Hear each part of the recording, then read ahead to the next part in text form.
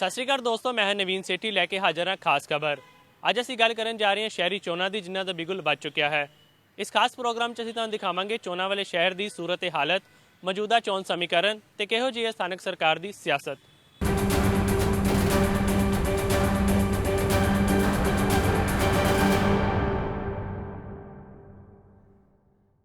पंजाब दी 3 नगर निगम दे नाल 32 नगर पालिका ते नगर पंचायतां विच चोण जाब्ता लग गया है।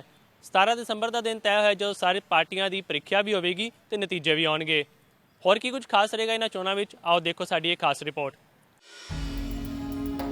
पंजाब च नगर निगम चोणां दीआं तरीकां दा ऐलान होण दे नाल ही चोण बिगुल वज गया है। सूबा चोण कमिश्नर जगपाल सिंह संधू ने चंडीगढ़ च प्रैस कॉन्फ्रेंस करके अमृतसर, जलंधर अते पटियाला दे 3 नगर निगमां दे नाल 32 नगर कौंसलां अते नगर पंचायतां विच चोण तरीकां दा ऐलान कर दिता है। लुधियाना नगर निगम लई सरकार ने फिलहाल नोटिफिकेशन जारी नहीं कीता है। सारियां थावां ते 17 दसंबर नूं वोटां पाईआं जाणगीआं अते उसे दिन यानी 17 दसंबर नूं ही वोटां दी गिणती होवेगी। इन्हां चोणां लई 2 दसंबर नूं नोटिफिकेशन जारी होवेगा।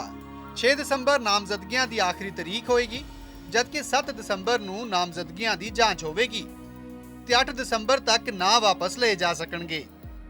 पंजाब विच 3 म्यूनसिपल कारपोरेशन अमृतसर, जलंधर ते पटियाला ਅਤੇ 32 ਕਮੇਟੀਆਂ ਦੀਆਂ ਚੋਣਾਂ ਕਰਾਈਆਂ ਜਾ ਰਹੀਆਂ ਨੇ। 2 ਦਸੰਬਰ ਨੂੰ ਨੋਟੀਫਿਕੇਸ਼ਨ ਜਾਰੀ ਕਰਕੇ ਨੋਮੀਨੇਸ਼ਨ ਦੀ ਡੇਟ ਹੋਏਗੀ। 6 ਦਸੰਬਰ ਨੂੰ ਲਾਸਟ ਡੇਟ ਆ ਨੋਮੀਨੇਸ਼ਨ ਫਾਈਲ ਕਰਨ ਦੀ। 7 ਦਸੰਬਰ ਨੂੰ ਸਕਰੂਟਨੀ ਕੀਤੀ ਜਾਣੀ ਹੈ ਜੀ। 8 ਦਸੰਬਰ ਨੂੰ ਵਿਜ਼ਡਰਾਅਲ ਔਰ ਇਸ ਤੋਂ ਉਪਰੰਤ 17 ਦਸੰਬਰ ਨੂੰ ਵੋਟਾਂ ਪੈਣੀਆਂ। ਵੋਟਾਂ ਉਪਰੰਤ ਉਸੇ ਪੋਲਿੰਗ ਸਟੇਸ਼ਨ ਤੇ ਗਿਣਤੀ ਕੀਤੀ ਜਾਣੀ ਹੈ। ਵੋਟਿੰਗ ਦਾ ਸਮਾਂ ਸਵੇਰੇ 8 ਵਜੇ ਤੋਂ ਸ਼ਾਮ 4 ਵਜੇ ਤੱਕ ਰੱਖਿਆ ਗਿਆ ਹੈ। ਵੋਟਿੰਗ ਟਾਈਮ 8 ਤੋਂ ਲੈ ਕੇ 4 ਵਜੇ ਤੱਕ, ਇਹ 8 ਘੰਟੇ ਹੋਣਾ ਲਾਜ਼ਮੀ ਆ ਕਾਨੂੰਨ। ਜਿਹੜਾ ਬੰਦਾ 4 ਵਜੇ ਤੱਕ ਲਾਈਨ 'ਚ ਖੜਾ, ਉਹ ਹਦਾਇਤਾਂ ਹੁੰਦੀਆਂ ਨੇ ਕਿ ਜਿਹੜਾ ਲਾਈਨ 'ਚ ਆ ਗਿਆ ਉਹਨੂੰ ਵੋਟ ਪਾਉਣ ਦਾ ਅਖਤਿਆਰ ਹੈ। ਇਹਨਾਂ ਚੋਣਾਂ ਦੇ ਲਈ 4000 EVM ਦਾ ਇਸਤੇਮਾਲ ਹੋਏਗਾ ਤੇ ਇਹਨਾਂ ਚੋਣਾਂ ਵਿੱਚ ਪਹਿਲੀ ਵਾਰ ਨੋਟਾਂ ਦਾ ਇਸਤੇਮਾਲ ਹੋਏਗਾ, ਪਰ VVPAT ਦਾ ਇਸਤੇਮਾਲ ਨਹੀਂ ਕੀਤਾ ਜਾਵੇਗਾ। ਚੋਣਾਂ ਲਈ 3200 ਪੋਲਿੰਗ ਸਟੇਸ਼ਨ ਬਣਾਏ ਜਾਣਗੇ। ਪਟਿਆਲਾ ਨਗਰ ਨਿਗਮ ਦੇ 60 ਵਾਰਡਾਂ ਲਈ 6 ਰਿਟਰਨਿੰਗ ਅਫਸਰ ਨਿਯੁਕਤ ਕੀਤੇ ਜਾਣਗੇ। ਜਲੰਧਰ ਨਗਰ ਨਿਗਮ ਦੇ 80 ਵਾਰਡਾਂ ਲਈ 7 ਰਿਟਰਨਿੰਗ ਅਫਸਰ ਰਹਿਣਗੇ, ਜਦਕਿ ਅੰਮ੍ਰਿਤਸਰ ਨਗਰ ਨਿਗਮ ਦੇ 85 ਵਾਰਡਾਂ ਲਈ 8 ਰਿਟਰਨਿੰਗ ਅਫਸਰ ਨਿਯੁਕਤ ਕੀਤੇ ਜਾਣਗੇ। ਇਸ ਵਾਰ ਉਮੀਦਵਾਰਾਂ ਵੱਲੋਂ ਕੀਤੇ ਜਾਣ ਵਾਲੇ ਖਰਚੇ ਦੀ ਹੱਦ ਵਿੱਚ ਵੀ ਵਾਧਾ ਕੀਤਾ ਗਿਆ ਹੈ। ਨਗਰ ਨਿਗਮਾਂ ਲਈ ਉਮੀਦਵਾਰਾਂ ਦੇ ਖਰਚੇ ਦੀ ਹੱਦ 2,07,000 ਤੋਂ ਵਧਾ ਕੇ 2,50,000 ਕੀਤੀ ਗਈ ਹੈ। ਇਸੇ ਤਰ੍ਹਾਂ ਨਗਰ ਪਾਲਿਕਾ ਕਲਾਸ 1 ਦੇ ਲਈ 1,84,000 ਤੋਂ ਵਧਾ ਕੇ 2.25 ਲੱਖ ਕੀਤੀ ਗਈ ਹੈ। ਨਗਰ ਪਾਲਿਕਾ ਕਲਾਸ 2 ਦੇ ਲਈ ਉਮੀਦਵਾਰਾਂ ਦੇ ਖਰਚੇ ਦੀ ਹੱਦ 1,15,000 ਤੋਂ ਵਧਾ ਕੇ 1,40,000 ਕੀਤੀ ਗਈ ਹੈ, ਜਦਕਿ ਨਗਰ ਪਾਲਿਕਾ ਕਲਾਸ 3 ਦੇ ਲਈ ਇਹ ਖਰਚਾ 98,000 ਤੋਂ ਵਧਾ ਕੇ 1,20,000 ਕੀਤਾ ਗਿਆ ਹੈ। ਇਸੇ ਤਰ੍ਹਾਂ ਨਗਰ ਪੰਚਾਇਤਾਂ ਦੇ ਲਈ ਇਹ ਖਰਚਾ 69,000 ਤੋਂ ਵਧਾ ਕੇ 85,000 ਰੁਪਏ ਤੱਕ ਕਰ ਦਿੱਤਾ ਗਿਆ ਹੈ। ਜੋ ਕੈਂਡੀਡੇਟ ਖਰਚਾ ਕਰ ਸਕਦਾ ਉਸ ਨੂੰ ਵਧਾਇਆ ਹੈ। ਕਾਰਪੋਰੇਸ਼ਨ ਵਿੱਚ ਇੱਕ ਕੈਂਡੀਡੇਟ 2.5 ਲੱਖ ਖਰਚਾ ਕਰ ਸਕਦਾ ਹੈ। ਕਲਾਸ 1 ਵਿੱਚ 2.25 ਲੱਖ, ਕਲਾਸ 3 ਵਿੱਚ 1,40,000, ਕਲਾਸ 2 ਵਿੱਚ 1,40,000, ਕਲਾਸ 3 ਵਿੱਚ 1,20,000 ਤੇ ਨਗਰ ਪੰਚਾਇਤ ਵਿੱਚ 85,000, ਜਿਹੜਾ ਕਿ ਥੋੜੇ ਜਿਹੇ ਪਹਿਲਾਂ ਖਰਚੇ ਕਰ ਸਕਦੇ। ਹਾਲਾਂਕਿ ਚੋਣ ਤਰੀਕਾਂ ਦੇ ਐਲਾਨ ਦੇ ਨਾਲ ਹੀ ਚੋਣ ਜ਼ਾਬਤਾ ਲਾਗੂ ਹੋ ਗਿਆ ਹੈ, ਜੋ ਕਿ 20 ਦਸੰਬਰ ਤੱਕ ਲਾਗੂ ਰਹੇਗਾ। ਪਰ ਇਹ ਚੋਣ ਜ਼ਾਬਤਾ ਪੂਰੇ ਸੂਬੇ ਵਿੱਚ ਨਹੀਂ, ਸਗੋਂ ਜਿੱਥੇ ਚੋਣ ਹੋਣੀ ਹੈ ਉੱਥੇ ਹੀ ਲਾਗੂ ਰਹੇਗਾ। ਨਵੀਨ ਸੇਠੀ, PTC ਨਿਊਜ਼, ਚੰਡੀਗੜ੍ਹ।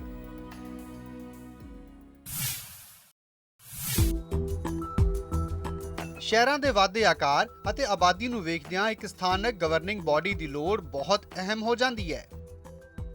ਸ਼ਹਿਰਾਂ 'ਚ ਆਬਾਦੀ ਦੇ ਹਿਸਾਬ ਨਾਲ ਉੱਥੇ ਨਗਰ ਪੰਚਾਇਤ, ਨਗਰ ਪਾਲਿਕਾ ਜਾਂ ਨਗਰ ਨਿਗਮ ਲੋਕਾਂ ਲਈ ਕੰਮ ਕਰਦੀ ਹੈ। ਆਮ ਤੌਰ ਤੇ 11,000 ਤੋਂ 25,000 ਤੱਕ ਦੀ ਆਬਾਦੀ ਵਾਲੇ ਛੋਟੇ ਕਸਬਿਆਂ ਦਾ ਕੰਮਕਾਜ ਨਗਰ ਪੰਚਾਇਤ ਵੇਖਦੀ ਹੈ, ਜਦਕਿ 25,000 ਤੋਂ ਲੈ ਕੇ 1 ਲੱਖ ਤੱਕ ਦੀ ਆਬਾਦੀ ਵਾਲੇ ਸ਼ਹਿਰਾਂ ਦੀ ਦੇਖ-ਰੇਖ ਨਗਰ ਪਾਲਿਕਾ ਦੇ ਤਹਿਤ ਹੁੰਦੀ ਹੈ ਅਤੇ 1 ਲੱਖ ਤੋਂ ਵੱਧ ਦੀ ਆਬਾਦੀ ਵਾਲੇ ਸ਼ਹਿਰਾਂ ਵਿੱਚ ਨਗਰ ਨਿਗਮ ਕਾਰਜ ਕਰਦੀ ਹੈ। ਪੰਜਾਬ 'ਚ ਮੌਜੂਦਾ ਵਕਤ ਵਿੱਚ 10 ਨਗਰ ਨਿਗਮ ਨੇ, ਜਿਨ੍ਹਾਂ ਵਿੱਚ ਲੁਧਿਆਣਾ, ਅੰਮ੍ਰਿਤਸਰ, ਜਲੰਧਰ, ਪਟਿਆਲਾ, ਬਠਿੰਡਾ, ਪਠਾਨਕੋਟ, ਮੋਹਾਲੀ, ਹੁਸ਼ਿਆਰਪੁਰ, ਫਗਵਾੜਾ ਅਤੇ ਮੋਗਾ ਦੇ ਨਾਂ ਸ਼ਾਮਲ ਨੇ। ਇਹਨਾਂ ਵਿੱਚੋਂ ਲੁਧਿਆਣਾ 16 ਲੱਖ ਤੋਂ ਵੱਧ ਦੀ ਆਬਾਦੀ ਨਾਲ ਸਭ ਤੋਂ ਵੱਡਾ ਸ਼ਹਿਰ ਹੈ, ਜਦਕਿ ਫਗਵਾੜਾ ਸਭ ਤੋਂ ਛੋਟਾ, ਜਿੱਥੋਂ ਦੀ ਆਬਾਦੀ ਤਕਰੀਬਨ 1 ਲੱਖ ਹੀ ਹੈ। ਸਿਰਫ ਫਗਵਾੜਾ ਹੀ ਅਜਿਹਾ ਨਗਰ ਨਿਗਮ ਹੈ ਜੋ ਕਿ ਇੱਕ ਜ਼ਿਲ੍ਹਾ ਹੈੱਡਕੁਆਟਰ ਨਹੀਂ ਹੈ। ਇਹ ਕਪੂਰਥਲਾ ਜ਼ਿਲ੍ਹੇ ਤਹਿਤ ਪੈਂਦਾ ਹੈ। ਨਗਰ ਨਿਗਮਾਂ ਦਾ ਸਿੱਧਾ ਕੰਟਰੋਲ ਸੂਬੇ ਦੀ ਸਥਾਨਕ ਸਰਕਾਰਾਂ ਵਿਭਾਗ ਦੇ ਕੋਲ ਹੁੰਦਾ ਹੈ। ਮੌਜੂਦਾ ਵਕਤ ਵਿੱਚ ਇਹ ਵਿਭਾਗ ਅੰਮ੍ਰਿਤਸਰ ਪੂਰਬੀ ਤੋਂ ਕਾਂਗਰਸੀ ਵਿਧਾਇਕ ਨਵਜੋਤ ਸਿੰਘ ਸਿੱਧੂ ਕੋਲ ਹੈ। ਵਿਭਾਗ ਦਾ ਮੁੱਖ ਦਫ਼ਤਰ ਚੰਡੀਗੜ੍ਹ ਦੇ ਸੈਕਟਰ 35 ਵਿੱਚ ਸਥਿਤ ਹੈ। ਨਗਰ ਨਿਗਮ ਦੇ ਅਧੀਨ ਆਉਣ ਵਾਲਾ ਇਲਾਕਾ ਮਿਊਨਿਸਪਲ ਏਰੀਆ ਕਹਾਉਂਦਾ ਹੈ, ਜਿਸ ਨੂੰ ਵੱਖੋ-ਵੱਖ ਵਾਰਡਾਂ ਵਿੱਚ ਵੰਡਿਆ ਹੁੰਦਾ ਹੈ। ਵਾਰਡ ਕਮੇਟੀਆਂ ਨੂੰ ਮਿਲਾ ਕੇ ਹੀ ਨਗਰ ਨਿਗਮ ਬਣਦਾ ਹੈ। ਹਰੇਕ ਵਾਰਡ ਤੋਂ ਇੱਕ ਮੈਂਬਰ ਵੋਟਿੰਗ ਪ੍ਰਕਿਰਿਆ ਰਾਹੀਂ ਚੁਣਿਆ ਜਾਂਦਾ ਹੈ, ਜਿਸ ਨੂੰ ਕੌਂਸਲਰ ਕਹਿੰਦੇ ਨੇ। ਕੌਂਸਲਰਾਂ ਵਿੱਚੋਂ ਹੀ ਇੱਕ ਸ਼ਖਸ ਨੂੰ ਮੇਅਰ ਚੁਣਿਆ ਜਾਂਦਾ ਹੈ। ਸ਼ਹਿਰ ਦੀ ਲੋੜ ਮੁਤਾਬਕ ਡਿਪਟੀ ਮੇਅਰ ਵੀ ਚੁਣੇ ਜਾ ਸਕਦੇ ਨੇ। ਨਗਰ ਨਿਗਮ ਸ਼ਹਿਰ ਵਾਸੀਆਂ ਲਈ ਕਈ ਤਰ੍ਹਾਂ ਦੇ ਕੰਮ ਕਰਦੇ ਨੇ, ਜਿਵੇਂ ਕਿ ਸ਼ਹਿਰਾਂ ਦੀ ਪਲੈਨਿੰਗ ਕਰਨਾ, ਜ਼ਮੀਨ ਦੇ ਇਸਤੇਮਾਲ ਅਤੇ ਇਮਾਰਤਾਂ ਦੀ ਉਸਾਰੀ ਤੇ ਨਜ਼ਰਸਾਨੀ ਰੱਖਣਾ, ਪੁਲਾਂ, ਸੜਕਾਂ ਅਤੇ ਗਲੀਆਂ ਦੀ ਉਸਾਰੀ ਅਤੇ ਮੁਰੰਮਤ ਕਰਨਾ, ਰੌਸ਼ਨੀ ਦਾ ਪ੍ਰਬੰਧ, ਪਾਣੀ ਦਾ ਪ੍ਰਬੰਧ ਕਰਨਾ, ਅੱਗ ਤੋਂ ਬਚਾਅ ਦਾ ਪ੍ਰਬੰਧ ਕਰਨਾ, ਹਸਪਤਾਲਾਂ ਅਤੇ ਦਵਾਈਆਂ ਦਾ ਪ੍ਰਬੰਧ ਕਰਨਾ, ਇਨਫੈਕਸ਼ਨ ਨਾਲ ਫੈਲਣ ਵਾਲੇ ਰੋਗਾਂ ਦੀ ਰੋਕਥਾਮ ਕਰਨਾ, ਪਾਰਕਿੰਗ, ਬੱਸ ਅੱਡੇ, ਜਨਤਕ ਪਖਾਨੇ ਮੁਹੱਈਆ ਕਰਾਉਣਾ, ਕੂੜੇ ਨੂੰ ਟਿਕਾਣੇ ਲਾਉਣਾ, ਸ਼ਹਿਰੀ ਇਲਾਕੇ ਵਿੱਚ ਦਰਖਤ ਲਾਉਣਾ, ਹਵਾ ਪਾਣੀ ਨੂੰ ਸਾਫ਼ ਰੱਖਣਾ, ਝੁੱਗੀ ਝੌਂਪੜੀਆਂ ਦੇ ਹਾਲਾਤ ਸੁਧਾਰਨੇ, ਸ਼ਹਿਰਾਂ ਵਿੱਚ ਪਾਰਕ, ਬਗੀਚੇ ਅਤੇ ਖੇਡ ਦੇ ਮੈਦਾਨ ਬਣਾਉਣੇ ਅਤੇ ਸਾਂਭਣੇ, ਅੰਤਿਮ ਸੰਸਕਾਰ ਜਾਂ ਮੁਰਦੇ ਦਫਨਾਉਣ ਦੇ ਲਈ ਥਾਂ ਮੁਹੱਈਆ ਕਰਾਉਣੀ, ਜਨਮ ਮੌਤ ਦੀ ਰਜਿਸਟ੍ਰੇਸ਼ਨ ਕਰਨਾ, ਬੁੱਚੜਖਾਨੇ ਤੇ ਚਮੜੇ ਦੇ ਕਾਰਖਾਨਿਆਂ ਤੇ ਨਜ਼ਰ ਰੱਖਣਾ, ਜਾਨਵਰਾਂ ਤੇ ਅਤਿਆਚਾਰ ਨੂੰ ਰੋਕਣਾ। ਨਗਰ ਨਿਗਮ ਦੀ ਆਮਦਨ ਦਾ ਜ਼ਰੀਆ ਪਾਣੀ, ਘਰਾਂ, ਬਾਜ਼ਾਰਾਂ, ਮਨੋਰੰਜਨ ਅਤੇ ਗੱਡੀਆਂ ਤੇ ਲੱਗਣ ਵਾਲਾ ਟੈਕਸ ਹੁੰਦਾ ਹੈ, ਜੋ ਸ਼ਹਿਰ 'ਚ ਰਹਿਣ ਵਾਲੇ ਲੋਕ ਅਦਾ ਕਰਦੇ ਨੇ। ਦੂਜਾ, ਇਹਨਾਂ ਨੂੰ ਸੂਬਾ ਸਰਕਾਰ ਤੋਂ ਵੀ ਵਿਕਾਸ ਦੇ ਕੰਮਾਂ ਲਈ ਗ੍ਰਾਂਟਾਂ ਮਿਲਦੀਆਂ ਨੇ।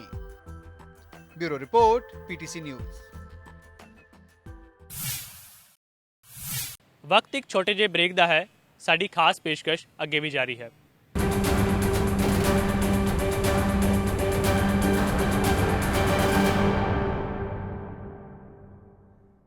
ਹੁਣ ਤੁਹਾਨੂੰ ਦਿਖਾਉਂਦੇ ਹਾਂ ਚੋਣਾਂ ਵਾਲੇ ਸ਼ਹਿਰ ਦੇ ਚੋਣ ਸਮੀਕਰਨ, ਜਿੱਥੇ ਗਰਾਊਂਡ ਜ਼ੀਰੋ ਤੋਂ ਰਿਪੋਰਟ ਲੈ ਕੇ ਹਾਜ਼ਰ ਹਨ ਮੇਰੇ ਵੱਖ-ਵੱਖ ਸਹਿਯੋਗੀ, ਜੋ ਤੁਹਾਨੂੰ ਦੱਸਣਗੇ ਕਿ ਉਹਨਾਂ ਦੇ ਸ਼ਹਿਰ ਦੇ ਵਿੱਚ ਮੌਜੂਦਾ ਚੋਣ ਸਮੀਕਰਨ ਕੀ ਕੁਝ ਹਨ। ਸਟੇਟ ਇਲੈਕਸ਼ਨ ਕਮਿਸ਼ਨ ਵੱਲੋਂ ਨਗਰ ਨਿਗਮ ਚੋਣਾਂ ਸੰਬੰਧੀ ਤਰੀਕਾਂ ਦੇ ਐਲਾਨ ਤੋਂ ਬਾਅਦ ਨਗਰ ਨਿਗਮ ਚੋਣਾਂ ਲਈ ਚੋਣ ਮੈਦਾਨ ਪੂਰੀ ਤਰ੍ਹਾਂ ਦੇ ਨਾਲ ਪੱਕ ਚੁੱਕਿਆ ਹੈ। ਗੱਲ ਕਰੀਏ ਜਲੰਧਰ ਨਗਰ ਨਿਗਮ ਦੀ ਤਾਂ ਇੱਥੇ ਪਿਛਲੀ ਵਾਰ ਜਿੱਥੇ 60 ਵਾਰਡ ਸਨ, ਨਵੇਂ 20 ਵਾਰਡ ਬਣਨ ਤੋਂ ਬਾਅਦ ਜਲੰਧਰ ਨਗਰ ਨਿਗਮ ਦੇ ਵਿੱਚ ਕੁੱਲ 80 ਵਾਰਡ ਹੋ ਚੁੱਕੇ ਨੇ, ਜਿਨ੍ਹਾਂ ਦੇ ਵਿੱਚ 5 ਲੱਖ ਤੋਂ ਵੱਧ ਵੋਟਰ ਜੋ ਆਪਣੇ ਜਮਹੂਰੀ ਹੱਕ ਦਾ ਇਸਤੇਮਾਲ ਕਰਨਗੇ ਔਰ 80 ਵਾਰਡਾਂ ਦੇ ਵਾਸਤੇ ਆਪੋ ਆਪਣੇ ਕੌਂਸਲਰ ਜੋ ਹੈ ਉਹਨਾਂ ਦੀ ਚੋਣ ਕਰਨਗੇ। ਇਹ ਜੋ 80 ਵਾਰਡ ਹੈਗੇ ਆ ਸ਼ਹਿਰ ਦੇ 4 ਵਿਧਾਨ ਸਭਾ ਹਲਕਿਆਂ ਦੇ ਵਿੱਚ ਪੈਂਦੇ ਨੇ, ਜਿਨ੍ਹਾਂ ਦੇ ਉੱਤੇ ਇਸ ਵਕਤ ਕਾਂਗਰਸੀ MLAs ਮੌਜੂਦ ਹੈਗੇ ਨੇ। ਚਾਰੇ ਵਿਧਾਨ ਸਭਾ ਹਲਕਿਆਂ ਦੇ ਉੱਪਰ ਕਾਂਗਰਸ ਦੇ MLA ਦਾ ਕਬਜ਼ਾ ਹੈਗਾ ਆ। ਔਰ ਜੋ ਬਾਕੀ ਜੋ ਪਿਛਲੀ ਜੋ ਸੀਗੀ ਕਾਰਪੋਰੇਸ਼ਨ, ਉਸ ਦੀ ਗੱਲ ਕਰੀਏ ਤਾਂ 60 ਵਾਰਡਾਂ ਦੇ ਵਿੱਚੋਂ 33 ਵਾਰਡਾਂ ਦੇ ਉੱਪਰ ਅਕਾਲੀ ਭਾਜਪਾ ਗੱਠਜੋੜ ਦਾ ਕਬਜ਼ਾ ਸੀਗਾ, ਜਦਕਿ 27 ਜੋ ਵਾਰਡ ਸੀਗੇ ਉਹਨਾਂ ਦੇ ਉੱਪਰ ਕਾਂਗਰਸ ਔਰ 1-2 ਜੋ ਆਜ਼ਾਦ ਕੌਂਸਲਰ ਸਨ ਉਹਨਾਂ ਦੀ ਜਿੱਤ ਹਾਸਲ ਹੋਈ ਸੀਗੀ। ਸਾਡੀ ਪੂਰੀ ਤਿਆਰੀ ਹੈ ਇਲੈਕਸ਼ਨ ਲੜਨ ਲਈ, ਕੋਈ ਪ੍ਰੋਬਲਮ ਨਹੀਂ ਸਾਨੂੰ। 50% ਸੀਟਾਂ ਅਸੀਂ ਲੇਡੀਜ਼ ਨੂੰ ਦੇਣੀਆਂ ਔਰ ਯੂਥ ਦੇ ਜਿਹੜੇ ਯੰਗ ਬੱਚੇ ਆ, ਯੂਥ ਹੈਗਾ, ਉਹਨੂੰ ਵੀ ਅਸੀਂ ਤਰਜੀਹ ਦੇਵਾਂਗੇ। ਔਰ ਖਾਸ ਕਹਿਣ ਵਾਲੀ ਗੱਲ ਜ਼ਰੂਰੀ ਇਹ ਆ ਕਿ ਅਸੀਂ ਵਿਨੇਬਿਲਿਟੀ ਜ਼ਰੂਰ ਦੇਖਣੀ ਆ, ਵਿਨੇਬਿਲਿਟੀ ਔਰ ਸਿੰਸੀਅਰ ਰਹੇ ਆ ਜਿਹੜੇ ਪਾਰਟੀ ਦੇ ਨਾਲ, ਉਹਨਾਂ ਨੂੰ ਅਸੀਂ ਟਿਕਟਾਂ ਦੇਵਾਂਗੇ। ਸੋ ਕੁੱਲ ਮਿਲਾ ਕੇ ਜੋ 80 ਵਾਰਡ ਹੁਣ ਨਗਰ ਨਿਗਮ ਜਲੰਧਰ ਦੇ ਵਿੱਚ ਬਣੇ ਹੈਗੇ ਨੇ, ਅਲੱਗ-ਅਲੱਗ ਉਹਨਾਂ ਨੂੰ ਚਾਰੇ ਵਿਧਾਨ ਸਭਾ ਹਲਕਿਆਂ ਦੇ ਵਿੱਚ ਵੰਡਿਆ ਗਿਆ। ਸਭ ਤੋਂ ਵੱਧ ਵਾਰਡ ਜੋ ਹੈਗੇ ਨੇ ਜਲੰਧਰ ਉੱਤਰੀ ਹਲਕੇ ਦੇ ਵਿੱਚ ਦੱਸੇ ਜਾ ਰਹੇ ਨੇ, ਜਦਕਿ ਸਭ ਤੋਂ ਘੱਟ ਵਾਰਡ ਜਿਹੜੇ ਹੈਗੇ ਆ ਜਲੰਧਰ ਕੈਂਟ ਹਲਕੇ ਦੇ ਵਿੱਚ ਹੈਗੇ ਨੇ। ਵਾਰਡ ਬੰਦੀ ਦੇ ਵਿੱਚ ਪਹਿਲਾਂ ਤਾਂ ਜਦੋਂ ਇਹਨਾਂ ਨੇ ਆਬਜੈਕਸ਼ਨ ਮੰਗੇ ਨੇ, ਅੱਧੇ ਦਿਨ ਦਾ ਸਮਾਂ ਦਿੱਤਾ ਜਦੋਂ ਸਾਡੇ ਘਰਾਂ 'ਚ ਲਿਸਟਾਂ ਪਹੁੰਚੀਆਂ, ਤੇ ਜਦੋਂ ਅਸੀਂ ਕੌਂਸਲਰ ਸਾਹਿਬਾਨਾਂ ਨੇ ਸਾਨੂੰ ਆ ਕੇ ਸ਼ਿਕਾਇਤ ਕੀਤੀ ਕਿ ਉੱਥੇ ਤਾਂ ਸਾਡੇ ਆਬਜੈਕਸ਼ਨ ਵੀ ਪੂਰੇ ਨਹੀਂ ਲਏ ਗਏ, ਉਸ ਤੋਂ ਬਾਅਦ ਪ੍ਰੋਸੀਜਰ ਹੁੰਦਾ ਵੀ ਆਬਜੈਕਸ਼ਨ ਲੈ ਕੇ ਉਹਨਾਂ ਦਾ ਜਵਾਬ ਦੇਣਾ।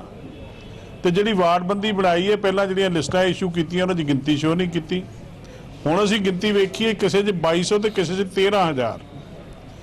ਦੂਜਾ ਇਹ ਬੜਾ ਗਲਤ ਕੰਮ ਕੀਤਾ ਗਿਆ ਹੈ ਕਿ ਇੱਕ ਜਦੋਂ ਅਸੀਂ ਐਸੀ ਵਾਰਡ ਬਣਾਉਂਦੇ ਆ, ਉਹਦਾ ਇੱਕ ਮਤਲਬ ਹੁੰਦਾ ਹੈ ਕਿ ਘਰ ਬੈਠਿਆਂ ਗਰੀਬ ਆਦਮੀ ਨੂੰ ਸੁੱਖ ਮਿਲੇ, ਜਿਹੜਾ ਐਸੀ ਵੀਰ ਚੋਣ ਲੜੇ ਉਹਨੂੰ ਕੋਈ ਸਹੂਲਤ ਮਿਲੇ, ਉਹਦੇ ਨਾਲ ਉਹਦੇ ਸਾਹਮਣੇ ਕੋਈ ਨੁਕਸਾਨ ਵਾਲਾ ਨਾ ਮਿਲੇ, ਜਾਂ ਜਿਹੜੀ ਵੋਟ ਲਾਈਕ ਮਾਈਂਡਡ ਹੁੰਦੇ ਆ ਉੱਥੇ ਬਣਾਇਆ ਜਾਏ ਗਿਣਤੀ ਦੇ ਆਧਾਰ ਤੇ।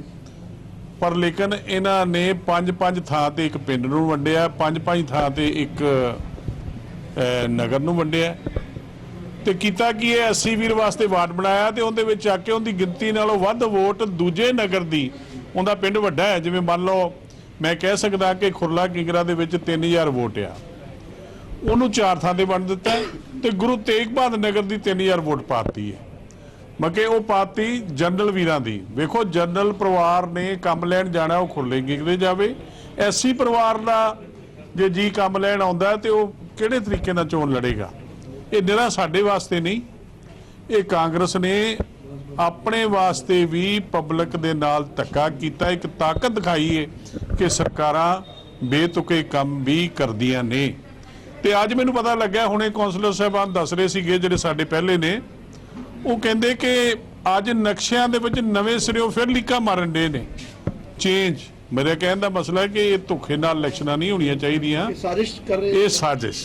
ਦੇਖੋ ਇਹ ਮੈਂ ਕਹਿੰਦਾ ਜਿਹਨੇ ਚੋਣ ਲੜਨੀ ਹੈ, ਜੇ ਆਪਾਂ 60 ਤੋਂ 80 ਵਾਰਡ ਕੀਤੇ ਨੇ, ਇੱਕ ਤਾਂ ਬਰਾਬਰ ਗਿਣਤੀਆਂ ਕਰੀਏ, ਇੱਕ ਜੇ ਜਾਤ ਪਾਤ ਵਾਸਤੇ ਵਾਰਡ ਬਣੇ ਨੇ ਉਹਨੂੰ ਉਸ ਤਰੀਕੇ ਦੇ ਨਾਲ ਬਣਾਈਏ, ਜੇ ਐਸਸੀ ਵੀਰ ਨੂੰ BC ਨੂੰ ਜਿਹਨੂੰ ਕੋਈ ਸੁੱਖ ਦੇਣਾ ਹੈ ਉਸ ਤਰੀਕੇ ਨਾਲ ਦਈਏ, ਇਹ ਜਿਹੜਾ ਸਾਡੇ ਨਾਲ ਉਹ ਬਰਾਬਰ ਚੱਲੇ, ਸਾਡਾ ਕੰਧੇ ਨਾਲ ਕੰਧਾ ਮਿਲਾ ਕੇ ਚੱਲੇ।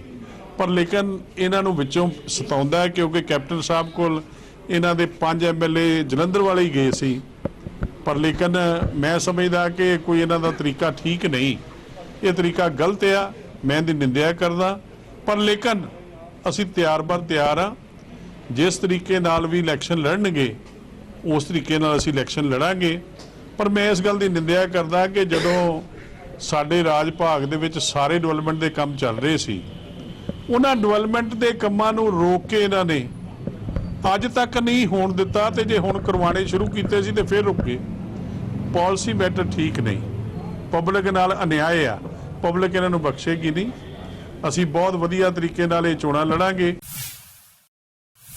ਸੋ 17 ਦਸੰਬਰ ਨੂੰ ਜਿਸ ਤਰੀਕੇ ਨਾਲ ਵੋਟਿੰਗ ਦੀ ਤਰੀਕ ਮੁਕਰਰ ਕੀਤੀ ਗਈ ਹੈ, ਜੋ ਉਮੀਦਵਾਰ ਹੈਗੇ ਨੇ ਉਹਨਾਂ ਦੀਆਂ ਦਿਲਾਂ ਦੀਆਂ ਧੜਕਣਾਂ ਤੇਜ਼ ਹੋ ਚੁੱਕੀਆਂ ਹੈਗੀਆਂ ਨੇ। ਸੋ ਵੇਖਣਾ ਇਹ ਬਾਕੀ ਹੈ ਕਿ ਜਿਸ ਤਰੀਕੇ ਦੇ ਨਾਲ ਪਿਛਲੀਆਂ 2 ਟਰਮਸ ਰਹੀਆਂ ਹੈਗੀਆਂ ਨੇ, ਪਿਛਲੇ 2 ਵਾਰ ਲਗਾਤਾਰ ਅਕਾਲੀ ਭਾਜਪਾ ਗੱਠਜੋੜ ਦਾ ਨਗਰ ਨਿਗਮ ਦੇ ਉੱਪਰ ਕਬਜ਼ਾ ਹੈਗਾ। ਸ਼ਹਿਰ ਦੇ ਵਿੱਚ 4 ਸੀਟਾਂ ਤੇ ਇਸ ਵਕਤ ਕਾਂਗਰਸ ਕਾਬਜ਼ ਹੈਗੀ ਹੈ। ਸੋ ਅਕਾਲੀ ਭਾਜਪਾ ਗੱਠਜੋੜ ਲਈ ਇਹਨਾਂ ਸੀਟਾਂ ਨੂੰ ਜਿੱਤਣਾ ਬੇਹੱਦ ਚੁਣੌਤੀਪੂਰਨ ਹੈਗਾ। ਸੋ ਕਿੰਨੀਆਂ ਸੀਟਾਂ ਦੇ ਉੱਪਰ ਕਾਂਗਰਸ ਦੇ ਕੌਂਸਲਰ ਜਿੱਤਦੇ ਹੈਗੇ ਨੇ ਤੇ ਕਿੰਨੀਆਂ ਸੀਟਾਂ ਦੇ ਉੱਪਰ ਅਕਾਲੀ ਭਾਜਪਾ ਗੱਠਜੋੜ ਕਾਬਜ਼ ਹੁੰਦਾ, ਇਹ ਵੇਖਣਾ ਬੜਾ ਦਿਲਚਸਪ ਰਹਿਣ ਵਾਲਾ ਹੈ।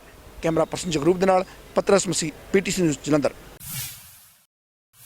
ਪਟਿਆਲਾ ਨਗਰ ਨਿਗਮ ਦੀਆਂ ਚੋਣਾਂ ਆਉਣ ਵਾਲੇ ਸਮੇਂ 'ਚ ਹੋਣ ਜਾ ਰਹੀਆਂ ਨੇ। ਪਟਿਆਲਾ ਨਗਰ ਨਿਗਮ ਦੇ ਜੇ ਬਜਟ ਦੀ ਗੱਲ ਕਰੀਏ ਤਾਂ 10 ਸਾਲ ਪਹਿਲਾਂ ਇੱਥੇ ਬਜਟ ਸਿਰਫ 62 ਕਰੋੜ ਸੀ, ਹੁਣ ਇਹ ਬਜਟ ਵੱਧ ਕੇ 130 ਕਰੋੜ ਦੇ ਕਰੀਬ ਵੱਧ ਗਿਆ। ਜਿਵੇਂ ਆਫੀਸ਼ੀਅਲ ਬਾਈਟ ਦੀ ਗੱਲ ਕਰੀ ਤਾਂ ਕਮਿਸ਼ਨਰ ਭੁਪਿੰਦਰ ਖਹਿਰਾ ਨੇ ਕਿਹਾ ਵੀ 127 ਕਰੋੜ ਦੇ ਕਰੀਬ ਇੱਥੇ ਬਜਟ ਹੈਗਾ, ਔਰ ਬਜਟ ਜਿਹੜਾ ਐਲੋਕੇਸ਼ਨ ਕੀਤੀ ਗਈ ਹੈ ਉਹਦੇ 70 ਦੇ ਕਰੋੜ ਜਿਹੜੇ ਤਨਖਾਹਾਂ ਚਲੀ ਜਾਂਦੀਆਂ ਨੇ, 20-22 ਕਰੋੜ ਜਿਹੜਾ ਉੱਥੇ ਹੈਗਾ ਉਹ ਬਿਜਲੀ ਦੇ ਬਿੱਲਾਂ ਦਾ ਚਲਾ ਜਾਂਦਾ ਹੈ, ਔਰ ਇਸ ਦੇ ਨਾਲ ਹੀ ਪੈਟਰੋਲ ਦਾ ਵੀ ਉਹਨਾਂ ਨੇ ਖਰਚਾ ਦੱਸਿਆ। ਸਿਰਫ ਡਿਵੈਲਪਮੈਂਟ ਦੀ ਜੇ ਗੱਲ ਕਰੀਏ ਤਾਂ 10-12 ਕਰੋੜ ਰੁਪਇਆ ਸਿਰਫ ਡਿਵੈਲਪਮੈਂਟ ਲਈ ਬਚਦਾ ਹੈ। ਇਹ ਪੈਸਾ ਬਿਲਕੁਲ ਜਿਹੜਾ ਹੈ ਨਾ ਕਾਫੀ ਹੈਗਾ ਸ਼ਹਿਰ ਵਾਸਤੇ। ਇਹਦੇ ਲਈ ਅਸੀਂ ਸਮੇਂ-ਸਮੇਂ ਤੇ ਜਿਹੜੀ ਸਾਨੂੰ ਗ੍ਰਾਂਟ ਆਉਂਦੀ ਹੈ, ਜਿਸ ਤਰ੍ਹਾਂ ਮਾਨਯੋਗ MLA ਸਾਹਿਬਾਨ ਤੋਂ ਜਾਂ ਜਿਹੜੇ ਹੁਣ CM ਸਾਹਿਬ ਤੋਂ ਜਿਹੜੀ ਗ੍ਰਾਂਟ ਆਈ ਹੈ, ਉਹ ਗ੍ਰਾਂਟ ਦੇ ਨਾਲ ਅਸੀਂ ਕਾਫੀ ਜਿਹੜਾ ਡਿਵੈਲਪਮੈਂਟ ਦੇ ਕੰਮ ਅਸੀਂ ਕਰਦੇ ਹਾਂ ਜੀ। ਸੋ ਉਮੀਦ ਹੈ ਹੁਣ ਵੀ ਇਹ ਸਾਨੂੰ 100 ਕਰੋੜ ਰੁਪਏ ਮਾਨਯੋਗ ਮੁੱਖ ਮੰਤਰੀ ਜੀ ਨੇ ਗ੍ਰਾਂਟ ਪਟਿਆਲਾ ਸ਼ਹਿਰ ਨੂੰ ਦਿੱਤੀ ਹੈ, ਔਰ ਆਉਣ ਵਾਲੇ ਸਮੇਂ 'ਚ ਵੀ ਜਿਹੜੀ ਸਮੇਂ-ਸਮੇਂ ਤੇ ਲੋੜ ਅਨੁਸਾਰ ਸਾਨੂੰ ਜਿਹੜੀ ਗ੍ਰਾਂਟ ਮਿਲਦੀ ਰਹੇਗੀ, ਉਹਦੇ ਨਾਲ ਅਸੀਂ ਸ਼ਹਿਰ ਦੀ ਡਿਵੈਲਪਮੈਂਟ ਜਿਹੜੀ ਹੈ ਕਰਾਵਾਂਗੇ ਜੀ। ਤੇ ਅਸੀਂ ਕਾਉਂਸਲ ਸਾਹਿਬਾਨਾਂ ਨਾਲ ਸਾਰਿਆਂ ਨਾਲ ਮੀਟਿੰਗ ਕਰਕੇ ਸਾਰਾ ਚੌਕ ਆਊਟ ਕਰ ਲਿਆ, ਕਿਹੜੇ ਪੁਰਾਣੇ ਕੈਂਡੀਡੇਟ ਲੜਨਗੇ, ਕਿਹੜੇ ਨਵੇਂ ਲੜਨਗੇ। 10 ਵਾਰਡ ਨਵੇਂ ਬਣੇ ਨੇ ਤੇ ਆਉਣ ਵਾਲੇ ਦਿਨਾਂ 'ਚ ਤੁਹਾਨੂੰ ਦਿਖੂਗਾ ਸ਼੍ਰੋਮਣੀ ਅਕਾਲੀ ਦਲ ਤੇ ਭਾਜਪਾ ਦੇ ਜਿਹੜੇ ਕੈਂਡੀਡੇਟ ਸਹਿਯੋਗੀ ਪਾਰਟੀ ਹੈ ਸਾਡੀ, ਰਲ ਮਿਲ ਕੇ ਇੱਕ ਬਹੁਤ ਵਧੀਆ ਸ਼ਹਿਰ 'ਚ ਅਸੀਂ ਹੁਲਾਰਾ ਮਾਰਾਂਗੇ ਤੇ ਆਉਣ ਵਾਲੇ ਦਿਨਾਂ 'ਚ ਤੁਹਾਨੂੰ ਬਹੁਤ ਜ਼ਿਆਦਾ ਹਲਚਲ ਮਹਿਸੂਸ ਦਿਖੂਗੀ। ਮਿਊਨਿਸਪਲ ਕਾਰਪੋਰੇਸ਼ਨ ਪਟਿਆਲਾ ਦੀਆਂ ਚੋਣਾਂ ਵਾਸਤੇ ਕਾਂਗਰਸ ਪਾਰਟੀ ਵੱਲੋਂ ਜ਼ਿਲ੍ਹਾ ਕਾਂਗਰਸ ਕਮੇਟੀ ਦੇ ਦਫ਼ਤਰ 'ਚ ਅਸੀਂ ਸਾਡੇ ਜਿਹੜੇ ਉਮੀਦਵਾਰ ਹੈ, ਜਿਹੜੇ ਇੱਛਕ ਹੈ, ਉਹਨਾਂ ਤੋਂ ਫਾਰਮ ਭਰਵਾ ਰਹੇ ਹਾਂ ਜੀ ਵੀ ਕਿਹੜਾ ਚੋਣ ਲੜਨ ਵਾਸਤੇ ਚਾਹਵਾਨ ਹੈ। 330 ਫਾਰਮ ਅਜੇ ਤੱਕ ਜਿਹੜੇ ਅਸੀਂ ਦੇ ਦਿੱਤੇ ਤੇ ਜਿਹੜੇ ਲੋਕਾਂ ਨੇ ਭਰ ਲਏ, ਕਈ ਵਾਪਸ ਵੀ ਕਰ ਰਹੇ ਆ, ਕਈ ਹੋਰ ਲੈ ਕੇ ਵੀ ਅਜੇ ਜਾ ਰਹੇ ਆ। ਪਟਿਆਲਾ ਜਿਹੜਾ ਸੀਐਮ ਸਿਟੀ ਹੈ, ਇੱਥੇ 100 ਕਰੋੜ ਦੀ ਗ੍ਰਾਂਟ ਉਹਨਾਂ ਨੇ ਪੰਜਾਬ ਦੇ ਮੁੱਖ ਮੰਤਰੀ ਕੈਪਟਨ ਅਮਰਿੰਦਰ ਸਿੰਘ ਵੱਲੋਂ ਜਾਰੀ ਕੀਤੀ ਗਈ ਔਰ ਆਉਣ ਸਮੇਂ ਤੱਕ ਇੱਥੇ ਲੱਗ ਜਾਏਗੀ। ਔਰ ਜਿਹੜੇ ਡਿਵੈਲਪਮੈਂਟ ਪ੍ਰੋਜੈਕਟਸ ਹੈ, ਸੜਕਾਂ ਹੈਗੀਆਂ ਜਾਂ ਹੋਰ ਕੈਨਾਲ ਬੇਸ ਜਿਹੜਾ ਵਾਟਰ ਸਪਲਾਈ ਹੈ, ਉਹਦਾ ਫਿਊਚਰਿਸਟਿਕ ਪ੍ਰੋਜੈਕਟ ਦੱਸਿਆ ਉਹਨਾਂ ਨੇ। ਆਉਂਦੇ ਸਮੇਂ ਤੱਕ 3-4 ਸਾਲਾਂ ਤੱਕ ਜਿਹੜਾ ਭਾਖੜਾ ਤੋਂ ਲੋਕਾਂ ਨੂੰ ਪੀਣ ਦੇ ਪਾਣੀ ਦੀ ਸੁਵਿਧਾ ਮਿਲੇਗੀ, ਉਹ ਇੱਥੇ 3-4 ਸਾਲਾਂ ਤੱਕ ਸਾਰੀ ਮਟੀਰੀਅਲਾਈਜ਼ ਹੋਏਗੀ। ਏਸ਼ੀਅਨ ਡਿਵੈਲਪਮੈਂਟ ਬੈਂਕ ਵੱਲੋਂ 782 ਕਰੋੜ ਰੁਪਇਆ ਪੰਜਾਬ ਦੀਆਂ 4 ਵੱਡੇ ਸ਼ਹਿਰਾਂ ਨੂੰ ਅੰਮ੍ਰਿਤਸਰ, ਜਲੰਧਰ, ਲੁਧਿਆਣਾ ਅਤੇ ਪਟਿਆਲਾ ਨੂੰ ਅਲਾਟ ਕੀਤਾ ਗਿਆ ਹੈ ਤਾਂ ਜੋ ਜਿਹੜਾ ਕੈਨਾਲ ਬੇਸਡ ਵਾਟਰ ਸਪਲਾਈ ਸਾਰੇ ਸ਼ਹਿਰਾਂ 'ਚ ਦਿੱਤਾ ਜਾ ਸਕੇ। ਔਰ ਉਮੀਦ ਕੀਤੀ ਜਾਂਦੀ ਹੈ ਵੀ ਪਟਿਆਲਾ ਡਿਵੈਲਪਮੈਂਟ ਜਿਹੜੇ ਪੰਜਾਬ ਦਾ ਸੀਐਮ ਦਾ ਇੱਥੇ ਸ਼ਹਿਰ ਹੈਗਾ ਔਰ ਇੱਥੇ ਸਾਰੇ ਡਿਵੈਲਪਮੈਂਟ ਪ੍ਰੋਜੈਕਟਸ ਆਉਂਦੇ ਸਮੇਂ ਤੱਕ ਕੀਤੇ ਜਾਣਗੇ। ਕੈਮਰਾ ਪਰਸਨ ਰਵੀ ਚਾਬਲ ਦੇ ਨਾਲ ਗਗਨਦੀਪ ਹੂਜਾ, PTC ਨਿਊਜ਼, ਪਟਿਆਲਾ। ਕੁੱਲ ਮਿਲਾ ਕੇ ਅੰਮ੍ਰਿਤਸਰ ਦੀ ਜੇਕਰ ਗੱਲਬਾਤ ਕਰੀਏ ਤੇ ਇੱਥੇ 65 ਵਾਰਡਾਂ ਸੀਗੀਆਂ ਜਿਨ੍ਹਾਂ ਨੂੰ ਕਾਂਗਰਸ ਦੇ ਵੱਲੋਂ ਸੱਤਾਧਾਰੀ ਪਾਰਟੀ ਦੇ ਵੱਲੋਂ ਵਧਾ ਕੇ 85 ਵਾਰਡਾਂ ਦੇ ਵਿੱਚ ਤਬਦੀਲ ਕਰ ਦਿੱਤਾ ਗਿਆ ਹੈ। ਉਸ ਦੇ ਵਿੱਚ ਰੀਜ਼ਨ ਇਹ ਦਿੱਤਾ ਗਿਆ ਹੈ ਕਿ ਇਸ ਦੇ ਨਾਲ ਜਿਹੜੀ 11 ਲੱਖ ਤੋਂ ਵਧੇਰੀ ਜਿਹੜੀ ਪੋਪੂਲੇਸ਼ਨ ਹੈ ਅੰਮ੍ਰਿਤਸਰ ਦੀ, ਉਹ ਜ਼ਿਆਦਾ ਜਿਹੜੇ ਵਾਰਡਾਂ ਦੇ ਵਿੱਚ ਵੰਡੀ ਜਾਏਗੀ। ਜ਼ਿਆਦਾ ਜਿਹੜਾ ਏਰੀਆ ਹੈ ਉਹ ਛੋਟਾ ਹੋ ਜਾਏਗਾ। ਹਰੇਕ ਕਾਉਂਸਲਰ ਆਪਣੇ ਏਰੀਏ ਨੂੰ ਚੰਗੇ ਤਰੀਕੇ ਦੇ ਨਾਲ ਦੇਖ ਸਮਝ ਸਕੇਗਾ ਔਰ ਉਸ ਦੀਆਂ ਮੁਸੀਬਤਾਂ ਦਾ ਜਿਹੜਾ ਹੈ ਉਹ ਹੱਲ ਕਰ ਸਕੇਗਾ। ਜੇਕਰ ਅੰਮ੍ਰਿਤਸਰ ਦੀਆਂ ਸਮੱਸਿਆਵਾਂ ਦੀ ਗੱਲਬਾਤ ਕਰੀਏ ਤਾਂ ਅੰਮ੍ਰਿਤਸਰ ਦੇ ਵਿੱਚ ਹਾਲੇ ਵੀ ਕਈ ਵਾਰਡਾਂ ਨੇ ਜਿਹੜੀਆਂ ਸਮਾਰਟ ਸਿਟੀ ਹੋਣ ਦੇ ਬਾਵਜੂਦ ਵੀ ਬਿਲਕੁਲ ਵੀ ਸਮਾਰਟ ਨਜ਼ਰ ਨਹੀਂ ਆਉਂਦੀਆਂ ਨੇ। ਉਹਨਾਂ ਦੇ ਵਿੱਚੋਂ ਇੱਕ ਵਾਰਡ ਦੇ ਵਿੱਚ ਅਸੀਂ ਇਸ ਵੇਲੇ ਖੜੇ ਹਾਂ, ਜਿਸ ਦੇ ਪਿੱਛੇ ਜੇਕਰ ਮੈਂ ਤੁਹਾਨੂੰ ਤਸਵੀਰਾਂ ਦਿਖਾਵਾਂ ਤੇ ਇਹ ਵਾਰਡ ਨੰਬਰ 74 ਹੈ, ਜੋ ਕਿ ਪਹਿਲਾਂ ਵਾਰਡ ਨੰਬਰ 55 ਸੀਗੀ। ਔਰ ਇਸ ਦਾ ਹਾਲਾਤ ਜਿਹੜੇ ਨੇ ਉਹ ਕੁਝ ਇਸ ਤਰੀਕੇ ਦੇ ਨਾਲ ਨੇ ਕਿ ਨਾ ਤੇ ਇੱਥੇ ਸੜਕਾਂ ਬਣਾਈਆਂ ਗਈਆਂ ਨੇ ਔਰ ਜਿਹੜੀਆਂ ਕਾਲੋਨੀਜ਼ ਨੇ ਉਸ ਦੇ ਵਿੱਚ ਛੱਪੜ ਨਜ਼ਰ ਆ ਰਹੇ ਨੇ, ਸੂਅਰ ਜਿਹੜੇ ਨੇ ਖੁੱਲ੍ਹੇਆਮ ਨਜ਼ਰ ਆ ਰਹੇ ਨੇ ਔਰ ਸੀਵਰੇਜ ਦਾ ਇੱਥੇ ਬੁਰਾ ਹਾਲ ਹੈ। ਜੋ ਪ੍ਰੋਮਿਸਿਸ ਕਰਕੇ ਸੱਤਾਧਾਰੀ ਪਾਰਟੀ ਦੇ ਵੱਲੋਂ ਸੱਤਾ ਵਿੱਚ ਆਉਣ ਤੋਂ ਬਾਅਦ ਜਿਹੜੇ ਉਹਨਾਂ ਨੂੰ ਨਿਭਾਇਆ ਨਹੀਂ ਗਿਆ, ਉਹ ਤੇ ਮੈਨੀਫੈਸਟੋ ਦੇ ਵਾਅਦੇ ਸੀਗੇ, ਪਰ ਨਗਰ ਨਿਗਮ ਦੇ ਵਿੱਚ ਜਿਹੜੇ ਪੈਸੇ ਪਿਛਲੀ ਸਰਕਾਰ ਦੇ ਵੱਲੋਂ ਦਿੱਤੇ ਗਏ ਸੀ, ਉਹਨਾਂ ਪੈਸਿਆਂ ਨੂੰ ਵੀ 300-400 ਕਰੋੜ ਰੁਪਇਆ ਸੀਗਾ, ਉਹ ਵਾਪਸ ਮੰਗਾ ਲਿਆ ਗਿਆ ਸੱਤਾ ਦੇ ਵਿੱਚ ਆਉਣ ਤੋਂ ਬਾਅਦ। ਇਸ ਦੇ ਨਾਲ ਹੀ ਜਿਹੜੀ ਨਗਰ ਨਿਗਮ ਦੀ ਚੋਣ ਹੈ ਉਸ ਨੂੰ 5-6 ਮਹੀਨੇ ਡਿਲੇ ਕਰ ਦਿੱਤਾ ਗਿਆ ਔਰ ਉਸ ਦੇ ਵਿੱਚ ਜੋ ਨਿੱਜੀ ਮਫਾਦ ਮੰਨਿਆ ਜਾ ਰਿਹਾ ਉਹ ਇਹ ਹੈ ਕਿ ਪਹਿਲਾਂ ਸੱਤਾਧਾਰੀ ਪਾਰਟੀ ਇਸ ਦੇ ਵਿੱਚ ਵਿਕਾਸ ਕਰਵਾ ਕੇ ਔਰ ਫਿਰ ਵਿਕਾਸ ਦੇ ਨਾਮ ਦੇ ਉੱਤੇ ਵੋਟਾਂ ਮੰਗਣਾ ਚਾਹੁੰਦੀ ਸੀ, ਪਰ ਆਲਮ ਇਹ ਹੋ ਗਿਆ ਕਿ ਨਾ ਤੇ ਨਗਰ ਨਿਗਮ ਦੇ ਮੁਲਾਜ਼ਮਾਂ ਨੂੰ ਤਨਖਾਹਾਂ ਦਿੱਤੀਆਂ ਗਈਆਂ, ਜਿਸ ਤੋਂ ਬਾਅਦ ਉਹਨਾਂ ਨੇ ਜਿਹੜੇ ਮੌਜੂਦਾ ਪ੍ਰੋਜੈਕਟਸ ਜਿਹੜੇ ਪਿਛਲੀ ਸਰਕਾਰ ਦੇ ਸੀਗੇ ਉਹਨਾਂ ਦੇ ਵੀ ਮੇਨਟੇਨੈਂਸ ਕਾਰਜ ਨਹੀਂ ਕੀਤੇ ਔਰ ਤਨਖਾਹਾਂ ਨਾ ਮਿਲਣ ਦੀ ਸੂਰਤ ਦੇ ਵਿੱਚ ਹੜਤਾਲਾਂ ਕਰਕੇ ਉਹਨਾਂ ਨੇ ਤਨਖਾਹਾਂ ਜਿਹੜੀਆਂ ਉਹ ਆਪਣੀਆਂ ਪ੍ਰਾਪਤ ਕੀਤੀਆਂ। ਔਰ ਜੇਕਰ ਆਮ ਲੋਕਾਂ ਦੀ ਗੱਲਬਾਤ ਕਰੀਏ ਤੇ 3 ਵਿਕਲਪ ਉਹਨਾਂ ਦੇ ਕੋਲ ਹੈਗੇ ਨੇ, ਕਾਂਗਰਸ, ਆਮ ਆਦਮੀ ਪਾਰਟੀ ਔਰ ਇਸ ਦੇ ਨਾਲ ਹੀ ਸ਼੍ਰੋਮਣੀ ਅਕਾਲੀ ਦਲ BJP ਦਾ ਗੱਠਜੋੜ, ਜੋ ਕਿ 97 ਫਾਰਮੂਲੇ ਦੇ ਹਿਸਾਬ ਦੇ ਨਾਲ ਪਹਿਲਾਂ 38-27 ਦੀ ਰੇਸ਼ੋ ਰਹਿੰਦੀ ਸੀਗੀ ਜਦੋਂ 65 ਵਾਰਡਾਂ ਹੁੰਦੀਆਂ ਸਨ। ਹੁਣ ਜਿਹੜੀ ਰੇਸ਼ੋ ਹੈ ਉਹ ਰਹੇਗੀ 51-34 ਦੀ। ਕੁੱਲ ਮਿਲਾ ਕੇ 85 ਵਾਰਡਾਂ ਦੇ ਵਿੱਚੋਂ 51 ਸੀਟਾਂ ਦੇ ਉੱਤੇ BJP, ਜਦਕਿ 34 ਸੀਟਾਂ ਦੇ ਉੱਤੇ ਸ਼੍ਰੋਮਣੀ ਅਕਾਲੀ ਦਲ ਚੋਣ ਲੜੇਗੀ। ਫਾਈਨਲ ਮੀਟਿੰਗ ਜਿਹੜੀ ਹੈ ਹਾਲੇ ਹੋਣੀ ਹੈ, ਫਾਈਨਲ ਮੀਟਿੰਗ ਦੇ ਵਿੱਚ ਡਿਸਾਈਡ ਹੋਏਗਾ ਕਿ ਕਿਹਨੂੰ ਕਿੰਨੀਆਂ ਜਿਹੜੀਆਂ ਨੇ ਉਹ ਵਾਰਡਾਂ ਮਿਲਣਗੀਆਂ, ਕਿਉਂਕਿ ਸ਼੍ਰੋਮਣੀ ਅਕਾਲੀ ਦਲ ਦੇ ਵੱਲੋਂ ਜ਼ਿਆਦਾ ਵਾਰਡਾਂ ਦੇ ਵਿੱਚ ਆਪਣੇ ਕਾਉਂਸਲਰ ਖੜੇ ਕਰਨ ਦੀ ਜਿਹੜੀ ਹੈ ਉਹ ਮੰਗ ਕੀਤੀ ਜਾ ਰਹੀ ਹੈ। ਹੁਣ ਦੇਖਣ ਵਾਲੀ ਗੱਲ ਹੋਏਗੀ ਕਿ 17 ਤਾਰੀਖ ਨੂੰ ਜਦੋਂ ਇਸ ਦਾ ਆਰੰਭ ਹੋਣਾ ਹੈ, ਲੋਕਾਂ ਦਾ ਰੁਖ ਕਿਸ ਪਾਰਟੀ ਵੱਲ ਜਾਂਦਾ ਹੈ ਔਰ ਕਿਹੜੀ ਪਾਰਟੀ ਨਗਰ ਨਿਗਮ ਦੇ ਉੱਤੇ ਆਪਣਾ ਮੇਅਰ ਬਿਠਾਉਂਦੀ ਹੈ। ਕੈਮਰਾ ਪਰਸਨ ਰਾਜਕੁਮਾਰ ਦੇ ਨਾਲ ਸੁਪ੍ਰੀਤ ਸਿੰਘ ਕਾਲੋ, PTC ਨਿਊਜ਼, ਅੰਮ੍ਰਿਤਸਰ। ਹੁਣ ਦੇਖਣਾ ਹੋਵੇਗਾ ਕਿ 17 ਦਸੰਬਰ ਦੀ ਇਸ ਪ੍ਰੀਖਿਆ ਤੋਂ ਬਾਅਦ ਸ਼ਾਮ ਤੱਕ ਕਿਸ ਪਾਰਟੀ ਦੇ ਉਮੀਦਵਾਰ ਪਾਸ ਹੁੰਦੇ ਨੇ ਤੇ ਕਿਹੜੇ ਉਦਾਸ। ਸਾਡੀ ਅੱਜ ਦੀ ਖਾਸ ਪੇਸ਼ਕਸ਼ ਵਿੱਚ ਇੰਨਾ ਹੀ। ਧੰਨਵਾਦ।